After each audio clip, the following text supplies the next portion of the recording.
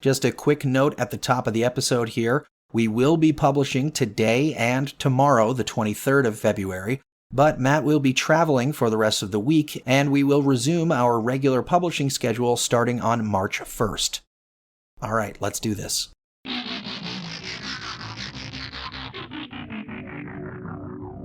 Hello and welcome to What the F*** Just Happened Today, your essential guide to the daily shock and awe in national politics. I'm Joe Amditis. Let's get to it. It's Tuesday, February 21st, 2023. Welcome to day 763. The United States formally accused Russia of committing crimes against humanity in Ukraine for targeting civilians with death, using rape as a weapon of war, stealing Ukrainian children and re-educating them, and targeting train stations, maternity wards, hospitals, schools, and orphanages.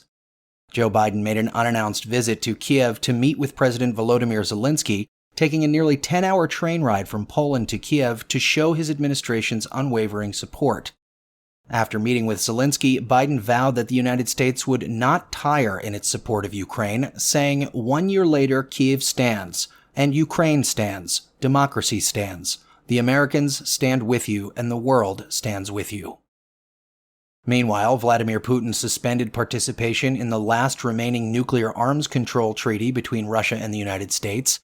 Putin, however, did say that Russia will not withdraw completely from the New START nuclear non-proliferation agreement, but said that Russia won't allow NATO countries to inspect its nuclear arsenal. The 2011 treaty placed verifiable limits on the number of intercontinental ballistic missiles and deployed nuclear warheads. During his State of the Nation address, Putin accused the United States and NATO of using Ukraine as a battering ram against Russia, adding, "It was they who unleashed this war. We are using force to stop the war."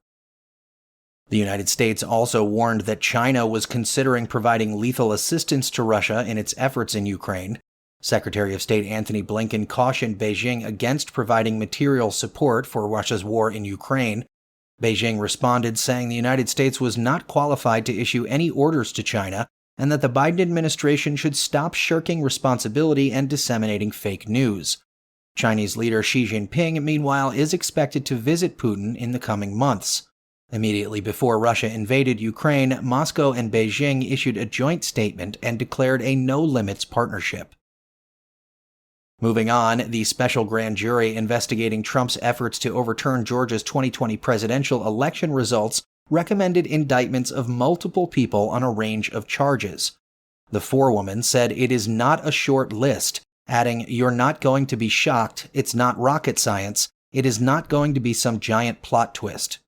Rudy Giuliani and 16 Republicans who were part of a fake electors scheme are known targets in the inquiry.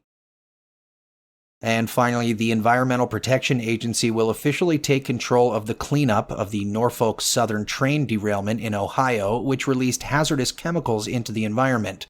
Norfolk Southern will be required to remediate the site under a plan approved by the EPA and to pay for the remediation costs.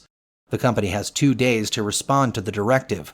The EPA's response comes 18 days after the February 3rd train derailment. That's all for now. You can find the links and sources for all of these stories on the main website. And as always, visit whatthefjusthappenedtoday.com for the latest news and headlines. Until next time, I'm Joe Amditis.